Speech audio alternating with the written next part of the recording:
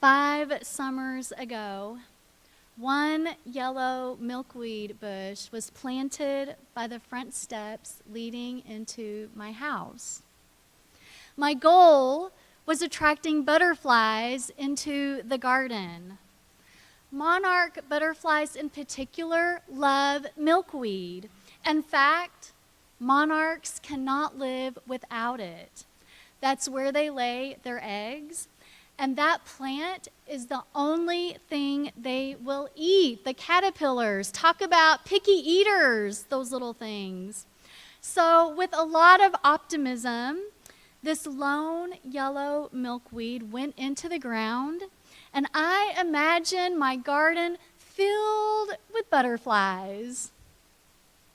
So it wasn't long until all of that hope turned to disappointment. I watched that little yellow plant wither and die as the summer days grew hot and long. And unfortunately, I know that particular rhythm of garden life all too well. The excitement and satisfaction of planting those perfect, sweet little seedlings that come from the store, so beautiful, carrying so much promise, only in a few weeks or months to watch them wilt and fade away. That year, as the warm summer days eventually turned to fall, my mind got busy with many other things, probably busy with you all, and I forgot all about that little milkweed that ended up in the compost bin. And then the seasons continued to change, and lo and behold, it was spring again, and lo and behold, 3 strong milkweed plants sprouted up in my garden. What? Where did they come from? Those 3 plants hadn't been put there by human hands, certainly not mine, because by that point, I had given up on milkweed. It was not going to work in the Elgin Street garden. But what happened was, before that initial plant failed, it set its seeds, and they were blown all about the garden by the wind. So now, 5 years later, yellow and orange milkweed fill the corners of once empty spaces, providing refuge and nourishment to those monarch butterflies. All of those seeds that took root and thrived, they did so because of that one little plant that I gave up on. I couldn't see the life that continued on in its seeds, the life that was hidden under the brown leaves of winter. This month, you've been invited to nurture the seeds of your own spiritual life through the theme of the 4 elements. On Labor Day weekend, we explored fire, and what a perfect weekend to do that. I think it was about 90 degrees in the sanctuary here. And we undertook a ritual in which you burned away extraneous feelings or things in your life that prevented you from fully fulfilling your hopes and dreams. During water communion, we honored our spiritual connection to water, and we were invited to return in our hearts and minds to places in our lives that offer sustenance to our souls. Last week, we let the winds carry us and considered the question asked of the prophet Elijah, "What are you doing here?" Letting that question echo in our spirits, inviting it to lead us back to those values and beliefs that matter most to us. We braved the heat, we waded through water, we rested on the wind, and now today we are here to land softly back on the earth that holds us so gently to her. And today our feet touch the earth at the same time of the autumn equinox and during the Jewish high holy days, or the days of awe. Those days begin with Rosh Hashanah, the Jewish New Year, Lashana Tovah, and they conclude with Yom Kippur, the Day of Atonement. These days are also known as the 10 days of Teshuvah, of returning to one's soul, returning to one's relationship with God, returning to the seed of the sacred tucked away inside of us. Rosh Hashanah celebrates not only a new year, but it celebrates the very birth of creation. 3 times throughout the Rosh Hashanah prayers, these words are repeated. Hayom harat olam. Today the world is born anew. A reminder that here, as the season turns toward harvest and hibernation, that we too can be born and reborn again. And we need that reminder. It feels like it's been a long year together, doesn't it? Despite our best intentions, we have forgotten promises that we made to ourselves. We've let ourselves become isolated from people we love. Our desires for material items may have disconnected us from our highest values and ideals. We come into the space fearful about the state of our world, about the health of Mother Earth, about the violence and hate that we see.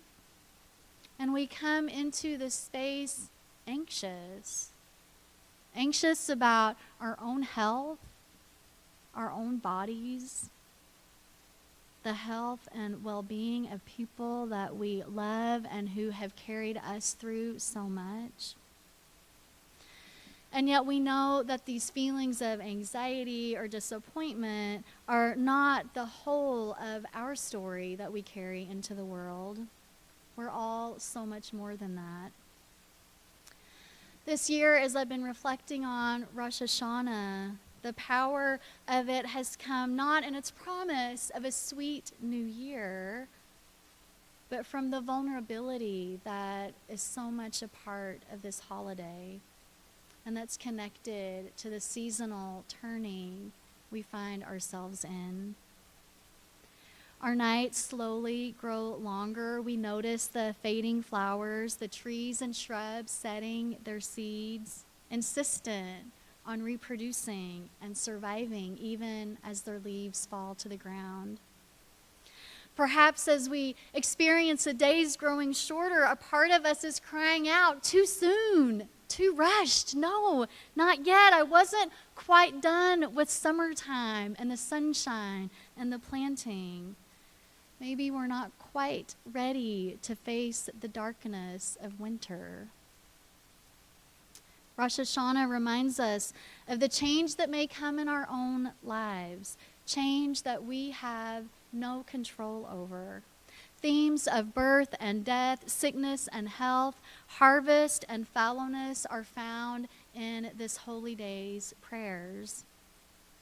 One passage in particular has felt especially tender to me this year, underscoring the uncertainty of life and begging me to not take even one day, one moment for granted.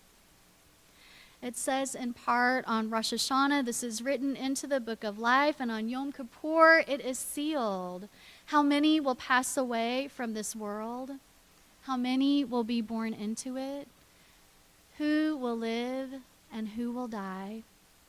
Who will reach the ripeness of age? Who will be taken before their time? Who by fire and who by water? Who by famine and who by drought? Who will rest and who will wander? Who will be tranquil and who will be troubled? Who will be humbled and who exalted? These words are recited at a time of year when our hearts and minds are especially tuned toward hearing them and toward feeling them. And so as we consider the preciousness of all life, these 10 days of Teshuvah, they also invite us to return again toward hope. Hayom harat olam, today the world is born anew.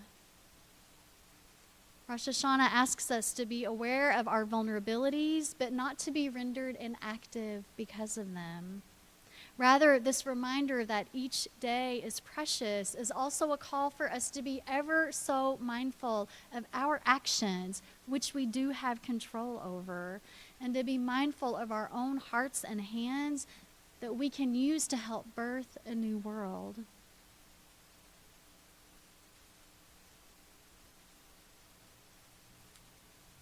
That initial milkweed shrub at my home produced way more seeds than ever took root in the soil around my house. And that same thing is true for the own hopes and dreams that we carry in our lives. Like that one lone milkweed plant that was in my garden, the message of Rosh Hashanah is that we too can blossom after we have withered.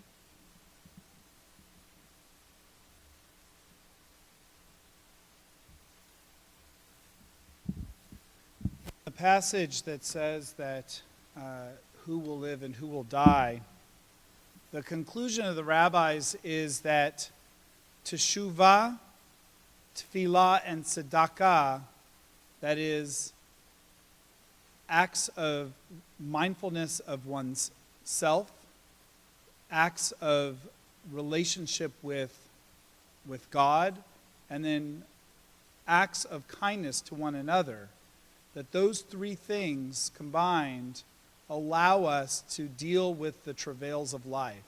And the more we tap into those issues of how to be better in relationship with ourselves, with whatever our understanding of the outside moral compass might be, as well as our relationship to one another and our commitment to one another, the more we get into a rhythm of those relationships, the more we are prepared for the hard things that happen in life. And so the shofar is a symbol of a call to be awake, to be woke, as they say today. It's that sound which is totally unnatural in the world. If you think back to a time before amplified sound, the sound of the shofar was a very strange, bizarre, completely confusing sound. So when the sound of the shofar is heard, as Maimonides, one of the great Jewish philosophers, teaches, it is understood as a wake-up call, to wake up from our slumber, from the being asleep on a daily basis, and to arouse ourselves to do acts of kindness to one another, and to also be in touch with our own need for compassion for ourselves.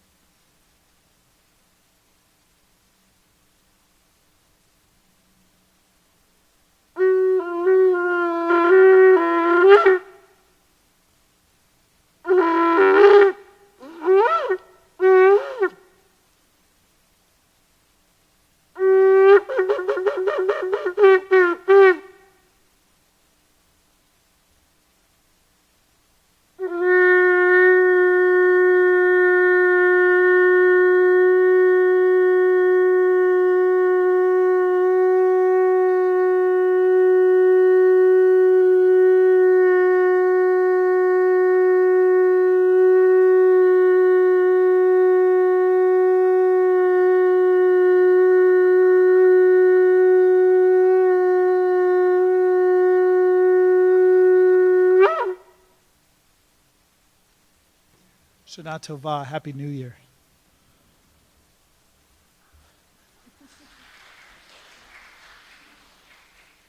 And with that sound reverberating through our bodies and minds, thank you, Rabbi Jonathan.